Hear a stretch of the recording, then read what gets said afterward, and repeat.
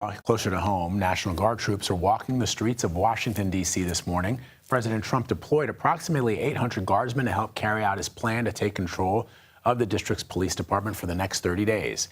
CBS News Pentagon reporter Eleanor Watson is live from the Pentagon this morning. Ellie, let's break down for our viewers what the National Guard and federal law enforcement can do in D.C. and what can't they do.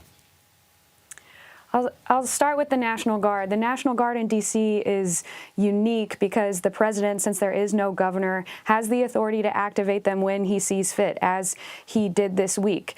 About 800 members of the D.C. Guard have been called up in a status that does allow them to make arrests. But defense officials tell us that right now their mission in D.C. is to support law enforcement with tasks like security, crowd control, and certain logistics. While they will have access to their standard issued weapons, they're not all expected to be armed all the time. About 100 to 200 of the overall 800, according to the Army, will be at any given time assisting local law enforcement. So right now the role of the Guard, the DC Guard, in this mission is really an additional show of force on top of all of the other measures the president announced this week in his crackdown on the Capitol.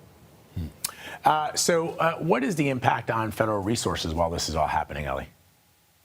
Vlad, the unanswered question is still how long is this mission supposed to last? There are certain restrictions on how long the federal government can control the police department, but there are really no restrictions on how long the D.C. Guard can be activated.